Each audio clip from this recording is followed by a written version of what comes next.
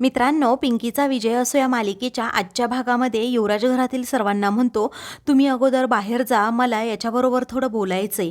तेव्हा घरातील आता कुणीही बाहेर जात नाही. तर आता युवराजला जे जे हा खूप घाबरतो आणि म्हणतो, आई साहेब प्लीज तुम्ही कुणीही बाहेर जाऊ नका, कारण त्यांनी त्या दिवशी माझा गळा पकडला होता. कुणीही बाहेर जात नाही ते पाहून युवराज खूप जोरात ओरडतो की निघा बाहेर अगोदर. तेव्हा सगळेजण आता हळूहळू बाहेर जातात. त्यावरती आता पिंकी खूप घाबरते. युवराज तिला इशारा करतो की बाहेर जा. पिंकी आता युवराजकडे पाहतच बाहेर जाते. जे जे आता पूर्णपणे घाबरून गेलेला असतो. त्यावरती आता युवराज म्हणतो, त्या जर माझ्या कारभारी नसत्या तर त्या नक्कीच थांबल्या असत्या इथे. त्या आमच्या कारभारीनेच आहेत असं म्हणून युवराज रागातच आता दार बंद करतो. तेव्हा आता जे जे अजूनच घाबरतो आणि युवराजला ते फोटो दाखवत असतो. तर इकडे आता सुशीला रूममध्ये येते आणि मनातल्या मनात विचार करत असते, साहेब तिकडे आजारपणाचं नाटक करून गेलेत राहायला हॉस्पिटलमध्ये, पण इथे माझ्या एकटीची पार चाळण होतीये. तेवढ्यातच आता बापूसाहेबांचा फोन येतो. तेव्हा ते म्हणतात की काय झालं सुशीला देवी, एवढे तनतन का करताय तुम्ही. तेव्हा सुशीला आता सगळा घडलेला प्रकार सांगू लागता. हे जे जे प्रकरण हाताळायचं तरी कसं. तर दुसरीकडे आता युवराज रागातच जे जेकडे पाहतो आणि म्हणतो की माझ्या बायकोला तू स्वतःची बायको समजतोस, अरे मर्द आहे ना, मग हे चिरकुट चाळे कशाला करतो. तेव्हा तुम्ही मला धमकावताय का, मी पण तुम्हाला धमकावू शकतो असं जे जे रागातच म्हणतो. त्यावरती तू मला काय धमकवणार असं म्हणून आता युवराज पुढे होतो. तर जे जे पटकन आता खाली पडतो. तर दुसरीकडे आता बापूसाहेब हसतात आणि म्हणतात, मला माहिती होतं हे असंच काही होणार आहे. त्यावरती आता सुशीला म्हणते, म्हणजे अहो उलट मलाच टेन्शन आलंय. ती पिंकी तोतया आहे असं आपण भासवायला गेलो तर तो जे जेच तोतया आहे असं मला वाटतंय. जेव्हापासून तुम्ही सांगितलं ना की तो मी माणूस पाठवलेलाच नाही आहे, तेव्हापासून तर मला वेगळीच भीती वाटते. त्या जे जेची तो काय करेल ना नियमच नाही. आलाय कुठून, त्याचं नाव काय हे पण मला माहीत नाही आहे. दुसरीकडे युवराज रागातच जे जेला विचारतो, तू कुठून आलास रे. तेव्हा आता मी इथेच होतो, खूप दिवस तुमच्यावर पाळत ठेवत होतो. जेव्हा तुम्ही आणि पियू मार्केटमध्ये गेला होता तेव्हा मी तुमच्या पाठीमागे आलो होतो. तेथे मी तो गजरा टाकला होता, हेही आठवतं की नाही. त्यावरती आता युवराजला त्या गोष्टी आठवू लागतात. त्यानंतर मी तुमच्या रूमच्या बाहेर तासनतास बसून असायचो, तुम्ही माझ्या बायकोबरोबर चाळे करायचात. मी जो गजरा दिला होता, गजरा तुम्ही माझ्या पियूच्या केसांमध्ये माळला होता आणि मग प्रेमाचे चाळे तिच्याबरोबर करत होतात. तेव्हा आता युवराजला खूपच राग येतो. तो म्हणतो, तू हे सगळं पाहिलं का नालाय का असं म्हणून तो त्याची चांगलीच गचंडी पकडतो. तेव्हा आता मी कायद्याच्या गोष्टी करू शकतो, वकिलाला आणि पोलिसांना बोलवू शकतो असं तो जे जे म्हणतो.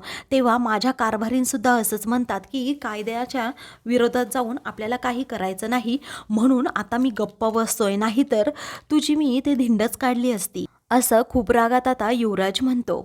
इकडे बापूसाहेब सुशीलाला म्हणतात, जर तो म्हणतोय ना की पियू त्याची म्हणजे पिंकी त्याची बायको आहे तर म्हणू द्यात, आपल्याला काहीही घेणं देणं नाही. जर हे खरं असेल तर बरंच आहे आणि जर खरं नसेल तर मग तो जे जे नक्की कोण आहे त्याचा शोध मी घेतो. तुम्ही काळजी करू नका, तुम्ही फक्त तुमची मोहीम राबवा. ती म्हणजे पिंकी ही पियू आहे, ती पिंकी नाहीच आहे, ती तोतया पिंकी आहे.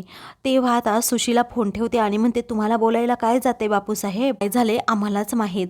तर इकडे आता सगळेजण लक्ष्मीपूजनाची तयारी करतात. पिंकीला आता खूप टेन्शन आलेलं असतं. तेव्हा आता आईसाहेब कधी येणार असं चित्रा म्हणत असते.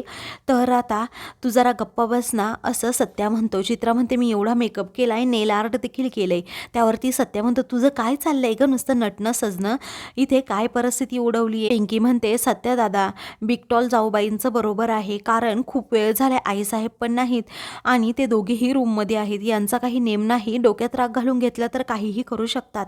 तेवढ्यातच आता सुशीला तेथे येते आणि म्हणते, काय गे बनावटी, माझ्या नवऱ्याला तिकडे जेलमध्ये पाठवलं, आता तो हॉस्पिटलमध्ये आहे आणि इथे माझ्या मुलाला नादाला लावलं, कुठून आलीच ग तू बनावटी.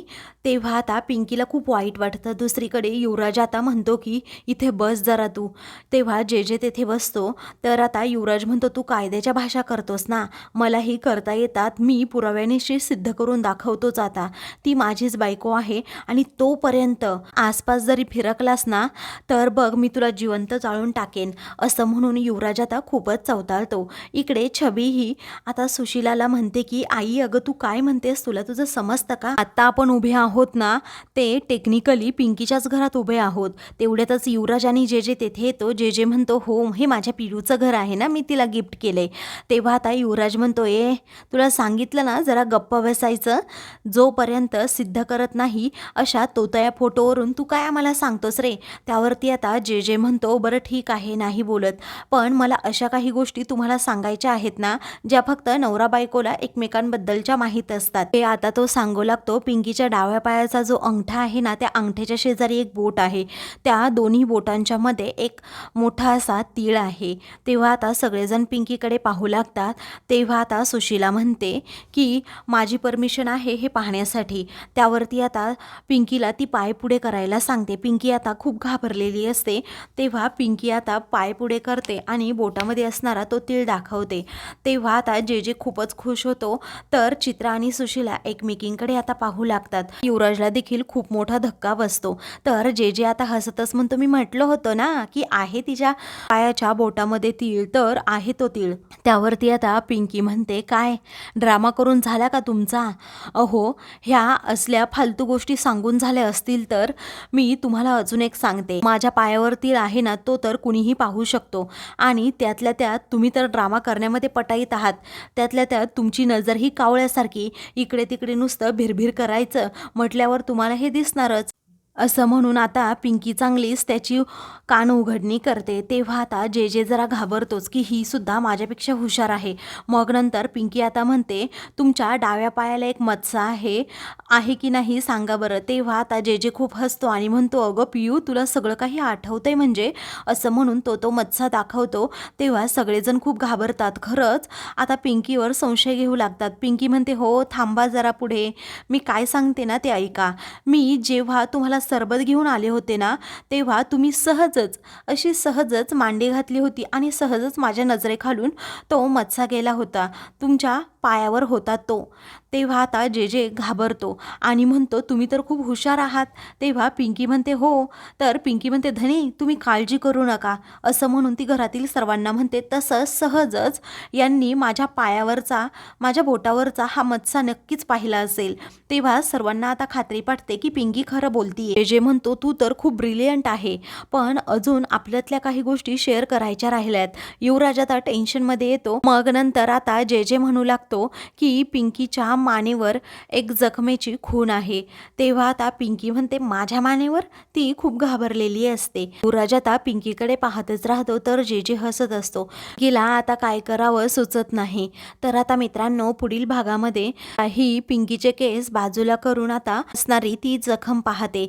त्यामुळे आता सर्वांना खूप मोठा धक्का बसतो. सुशिला आता त्याच संधीचा फायदा घेत युवराजला म्हणते काय रे तू कसं सिद्ध करणार आहेस की हीच तुझी बायको आहे. तेव्हा युवराज आता म्हणतो की डॉक्टर देवयानी सदावर्ते, असं म्हणून तो त्यांच्या हॉस्पिटलमध्ये जातो. तेथे आता रिसेप्शनिस्ट असतात. त्या म्हणतात की डॉक्टर देवयानी सदावर्ते सेमिनारला गेल्या होत्या, त्या पुन्हा आल्याच नाहीत. युवराजला आता खूप मोठा धक्का बसतो. अशाच मालिकेंचे पुढील भाग पाहण्यासाठी चॅनलला सबस्क्राईब करा.